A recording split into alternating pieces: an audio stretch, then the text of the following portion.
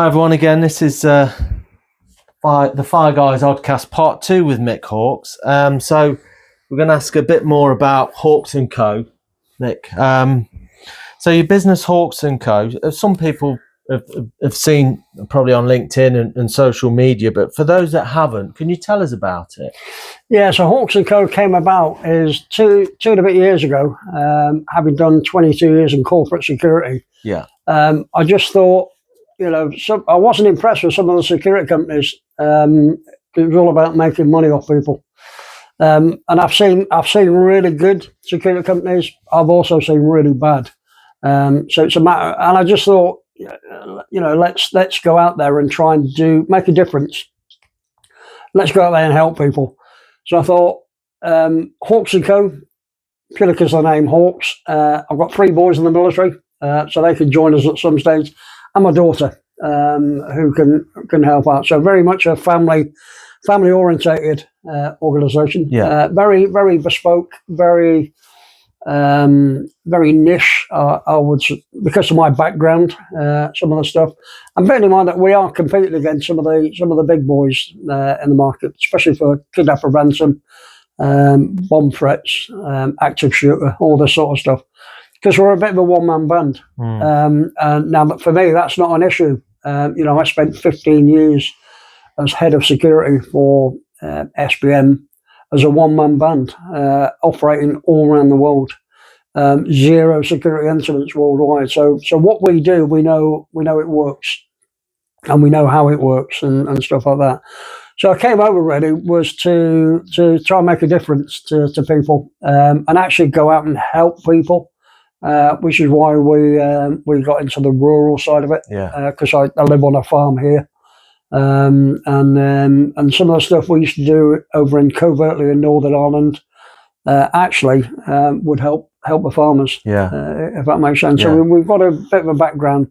We're not trying to bluff our way and everything else. Everything that we offer, we've actually done in reality and under duress. Yeah. And the reason I say that is physical penetration testing, for instance.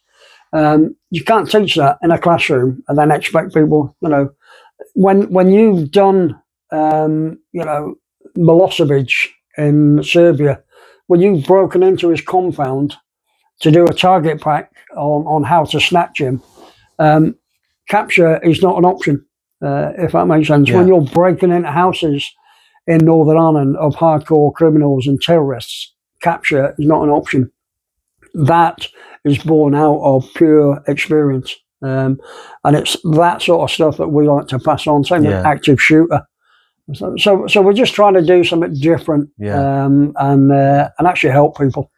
It's real, like you say, it's real lived experience. You've learned probably the hard way as well, and in a very serious situations where it can't go wrong, or if it does, I've got to deal with it. Yeah, we cut through all the bullshit. Yeah, really, we are who we are.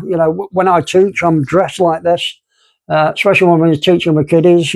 Because kids don't respond to authority. No. You turn up like the police do to give a presentation in a suit or their uniform. It puts the kids on the back foot straight away. Yeah. So be a bit more engaging with them. Chat to them. Treat them like normal people, rather than trying to push a point across. So for us, it's all about how we've had loads of people call us up asking for help. We don't demand money. Anyone that has lost a lot of money and they want our help, we're not going to ask for money.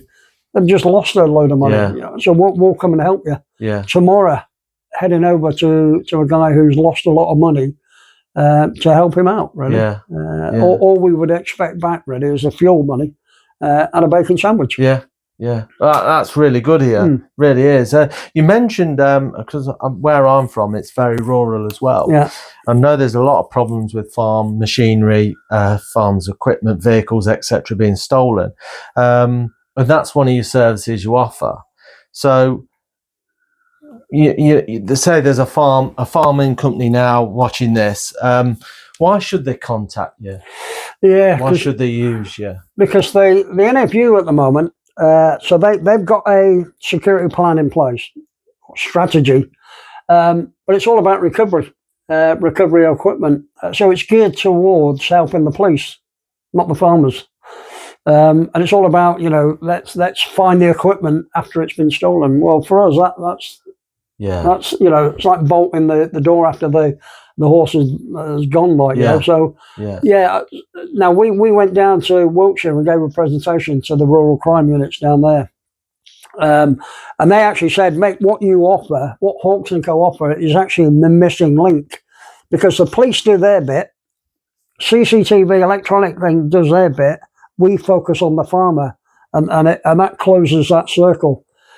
The NFU at the moment don't focus on the farmer. It's all about helping the police. Yeah. Which actually, to be honest, has left farms wide open to criminality. And that's why in August coming up, 2025, when you get the 2024 statistics come out, it'll be another 50 million plus loss, because it hasn't improved. Yeah. Now, if they can afford to lose that type of money, then good on them. But 50 million plus is a lot of money to be given to rural criminals. So Hawks & Co is all about helping the farmer. And a lot of it is mentality. There's no zero security culture in the farm industry. None at all. You can go onto any farm, and there'll be a key left in the ignition of a vehicle, be it a tractor, be it the Land Rover, or be it their normal cars, because that's what farmers do. They're just used to driving in, leaving the key in the ignition, and then going away. But for people like me that think like a criminal, and this is how you beat the criminals. You just got to think like the criminal. Stop thinking like a security guy. Think like the criminal, and then you can defeat it. So again, missing link. All about helping the farmer. All about putting an arm around them. For one, you can't lecture farmers on security, because you might as well speak Swahili, because it's not their bag. You know what I mean? And so the issuing guidelines or issuing advice doesn't work. You physically got to go down there and show them. So we had a farm down in Dartmoor, £40,000 worth of equipment stolen. So we got a call, Mick, can you come and help them out? And the farmers asked, how much is it going to cost? And I said, well, Dartmoor, Hereford, £150 for fuel to get us down there and back. And I want a bacon sandwich, because who am I? A farmer's just lost £40,000. Who is Hawks & Co to go down there and say, right, this is going to cost you a fortune to, my advice. Ridiculous. Let's help people. And this is why I'm really annoyed with the insurance companies, because the insurance companies like NFU Mutual will happily put their premiums up of a farm after stuff's been stolen or whatever, and people claim quite rightly off their insurance. So they'll ramp up. So they've just been mugged and seen off by a criminal, and two, the insurance companies are hiking the thing up, but without actually giving something back to the, so that it's NFU Mutual and insurance companies that should be hiring people like me, so that every time there's a robbery, you go in there and you actually make sure that robbery doesn't happen again. Because what happens is farms will get ripped off by a criminal, nothing gets done, 6 months later, same thing happens again. You know what I mean? And that's it's just that cycle, that criminal cycle. That needs to be changing, if that makes sense. So it's all about, for us, helping the farmer. Nothing else. This is not a high level strategic sort of planning, but farmers need a bit more help, and help as in an arm around them, because a lot of the stuff that they can do, equipment wise, is already on the farm itself. So again, Dartmoor, they had one camera, but they needed to move the camera because the camera that was in place was at hand height. You could actually walk up and move it. And we said, listen, you need to move that. So they moved the camera to give them a better coverage. Their lighting wasn't brilliant, so we suggested that they move their light, because actually PIR, passive infrared lighting, is off-putting for criminals. You know, when it sparks on, it puts criminals on the back foot because criminals don't like to be lit up. No. So if you've got a good lighting plan, you know, get lights up there, like, you know, if that makes sense. And away you go. You know, we found it quite difficult breaking into houses in Northern Ireland or into farms because as soon as you hear, you know, or the lights come up, it's, you know, you need to work yourself around it because we're doing it covertly. Breaking into somewhere covertly is much harder than blatantly just walking in and stealing something. And that's why we're good at thinking about breaking into places. You know, we became quite expert in it. So using that knowledge, we can now help the farmers. And that's why we would say, listen, if you want proper hands-on help, give us a shout and we'll come down and we will help you. We're not going to give bullshit, and we're not going to all our recommendations are going to be cost-effective recommendations because I've worked in an industry with SPM for 15 years where everything was cost-effective. They didn't have the money to go and waste on fancy electronica. And bear in mind that electronic equipment, it doesn't take over security. You know, CCTV is not your security. It's just an aid to your security. The real people, the key are the farmers. Because you can have all these fancy gadgets. You can have the police when they're out doing their bit when they are out. But the key to it is the farmer themselves, because, you know, if they're doing their bit, farmer leaves the gate open, don't waste the time, like, you know. So we're about the practical side of it, of helping farmers. But like I say, you know, the NFU, for instance, they should have someone like me flying around because they know where the farms are that are vulnerable. You know, there's some farms out there that can't even get insurance; they're uninsurable. Well, you know, let's get in there. Let's give them a hand. But tell me where they are, and we will go up there. You know, have vehicle, can travel. You know, I'm sat here at weekends twiddling my thumbs, and a poor old farmer's getting broken into somewhere. Ridiculous, like, you know. It's costing everyone money as well as the NFU insurance company. It's costing them money. But I mean, it's frustrating knowing that, you know, even the rural crime unit said, Mick, you know, you can teach us. Fair dues. But to be told, Mick, you're the missing link. Well, let's do something about that then. But it's, you know, as in, you know, typical in the UK at the moment, it's all talk and no action. And that's frustrating. Frustrating for the farmers. Frustrating for the industry. You know, 50 million plus every year is frustrating. But you know, we can do something about it. You know, it's not rocket science. But it's bringing it back down to a level. You know, these people that go in there, so-called security experts, and they've got these fancy plans and everything else. Farmers don't relate to that. They relate to, you know, the basics on the ground. You know, if you don't want a vehicle to go into it, then put a load of rubber matting down with 6-inch nails in there. That'll stop vehicles going in. You know, let's go back to basics, like, you know. Confrontation is the other one. You know, a lot of farmers are worried about confrontation. Call me old-fashioned, but walk out. If you're concerned about confrontation, walk out with your shotgun under your arm, because that puts people off straight away. All of a sudden, you've de-escalated it by actually escalating it visually, but you'll de-escalate it because nobody wants to argue with someone when they can see a shotgun. And as long as you keep your distance, we went to Ipswich. And it's one of the big questions with talking with farmers was make shotguns, you know, you know, and we explained, you know, as long as it's open, you've still got the shells in there, so it's, you know, ready to go. But, you know, if someone's giving you a hassle, then use your shotgun. You're not going to shoot them dead, but you're certainly going to scare them. And it's a good aid for de-escalating. Police will never tell you that. Oh, no, you can't do that. But, you know, police are just sat around, and the police are not going to come and help you, unfortunately. You know, gone are the days of ringing 999 and somebody's going to come and help you. You know, farmers, we all need to be more self-reliant and just get on with it. Yeah. If that makes sense. Yeah. So yeah, a bit common sense approach really. But not ripping the farmers off. No. Not. And the other thing, I'm very anti. You need a security assessment. No, you don't. The farmers know what the problem is. Just tell me. You tell me, because all I'm going to do is highlight what you know already, and then I'm going to charge you. Yeah. That's what the security companies do. Yeah. You know what the problem is. You tell me what it is, and I'll deal with it. I'll sort it out for you, and I'll give you a cost-effective solution.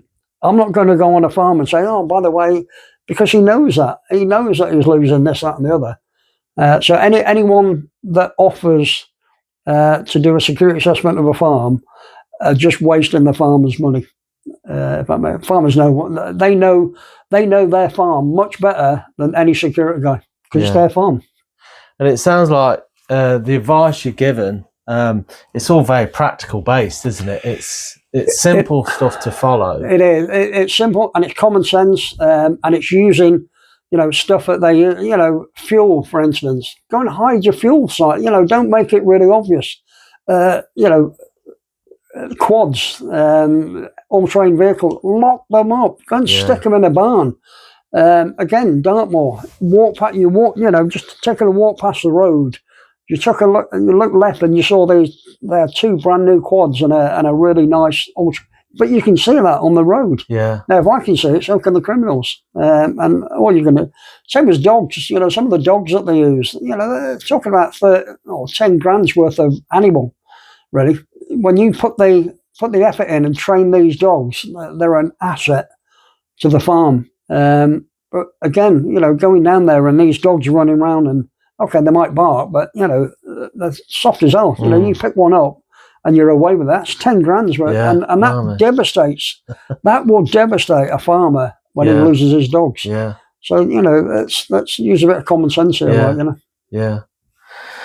So that's really good advice, and hopefully people watching, in regards to if you own a farm or know someone, then I think you should listen in to Mick. Some really good advice, and maybe catch him on LinkedIn or other social media and contact him for some advice that will save you money down the line. So is there a particular farm that you've helped that you're really pleased with? You made quite a difference where?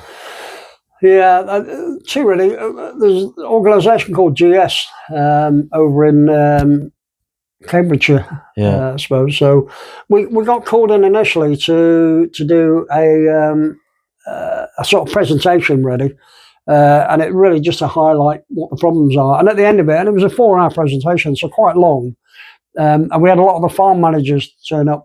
And giving them some, and the head of GS actually said, we've got trouble because we highlighted, why GPS units have been stolen, and asked the question, how many GPS units have you had stolen? Quite a few. All right, there you go. People need to understand what the issues are, but how to deal with it, if that makes sense. And things like GPS units, they're easy to take off a tractor. And if you don't, they're easy for people to steal. So use a bit of common sense about it, and this, that, and the other. But yeah, so we've been back about 4 times now to GS over in, and it's an arable farm. So they bring in a lot of foreigners to work. And that was another issue, because me and Keely, we do confrontation stuff and this, that, and the other. And they said, Mick, on a Friday and a Saturday when the farmers have got their day off, they like drinking alcohol. And then some of they call them prefects, but some of the prefects are females who are supposed to look after, they do the discipline. Yeah. But some of these people can get hurt. When you're dealing with a drunk, can turn quite nasty. So they asked us to go down there. So me and Keely went down there to do confrontation, restraint training, physical restraint training and stuff like that. And it was funny because they came up to us and said, Mick, what you just said there, nobody has ever said that before. And it was something really simple. Yeah. And it was, someone asked a question, there's 2 people, aggressive, balls in their hand, how do we deal with it? I said, you don't. I said, you just ring the police. Walk away, ring your line manager, call the police. Like, I said, never ever put yourself at risk. You know, two little girlies are not going to deal with two drunks with bottles in their hands. And they went, all right, we thought when we were prefects and we have to do that. I said, no, you don't. You don't have to put yourself at risk. And I looked at the manager, the senior manager in there, and I went, what the hell are you telling these people? You know, they should put themselves at ridiculous, like, you know. And they went, mate, you're the first person that actually said, don't deal with it. Ring the police and just say there's two, or ring this guy up who should be dealing with it, rather than sort of telling your young prefects to deal with something like, you know. But again, you know, just a bit of common sense, really. But I suppose the biggest impact we've had, I suppose, is with the Dartmoor, you know, losing £40,000 worth of stock, which is a lot of stuff, a lot of money for a small farm. Ask the question, when's the last time you saw a policeman? 5 years previous. You know, and when we gave a presentation to Wiltshire, it's one of the first things we said, you're losing, it's all about winning the hearts and minds. The police and the Rural Crime Unit, they have lost the hearts and minds of the farmers. The farmers don't trust the police. One, they don't trust them to do their job, and two, they don't trust them to actually catch and hold the criminals, so that they've got no trust in not only the police, but also the, you know, why they get locked up and released, and you know, the judicial system. It's letting the farmers down massively. If that makes sense. So going down there and you know, going through the basics and helping, and it was a family. So, you know, sat down with the kids, showed them a presentation on how to, you know, avoid trouble. Because what we do is when we do personal safety situational awareness, we make sure that it's referenced to the farm, you know, rural situation awareness, you know, what to look for. Look at your animals, see what your animals are doing. Again, you know, when we were in Northern Ireland, as soon as you turn the night sight on in Northern Ireland, all the cows would come directly to you. You know? So you're looking through your night sight and you've got 10 cows looking at you. You know, so if a farmer's looking, you know, he's wondering why all his cows are over in that, you know, by that bush. You know, they'll come over and have a look, like, you know. Farmers know their animals better than anyone. Same as when we used to, when you're breaking into a farm, for us, covertly, we used to sit and watch a farm for about an hour, just in the dark, just to see what the movement was. Animals, dogs, you know, the people, because farmers don't have normal hours. So you've got to find out their pattern, and see what's going on before you can actually move in, if that makes sense. And again, it's that thinking like a criminal. You know, just a lot of criminals, it's blatant. Red flags, for instance, are. So we've got the farm across the corner there. So if a guy drives in, you know, I'm lost, I'm looking, well, that's a red flag. Because ordinarily, you know, a guy driving into a farm, why is he there in the first place? But what he's probably doing is he's just having a quick look to see what's there. And if he sees a quad or a trailer, so easy things to steal, then he's going to be back later on that night, like, you know. So someone coming in to say, you know, instantly, that should be a red flag. What we got round here? What has he just seen? Right, let's move it. Let's get it out of the way. Because otherwise, you're going to go the next morning. But understanding that is rural situation awareness, and having that foresight, really, of understanding how these people operate. And they're blatant. You know, people walking dogs or riding on your land. Red flags. You know, people need to understand that, like, you know. But if you don't understand how the criminals operate, very difficult to defeat it, really. And that's where we try and change that mindset. It's funny you mentioned vehicles, and that's why I gave you my vehicle registration and number and make. Because you know, that is your speciality, security. Absolutely. I didn't want any misunderstanding, because my vehicle, let's face it, it's not a Porsche. So I told my wife and said, look, I've just made sure he knows which vehicles, because, you know, rural crime. Tell you what's funny. So I moved in here. The next day, they were putting potatoes out in the field. Yeah. And so there was a lot of machinery out there.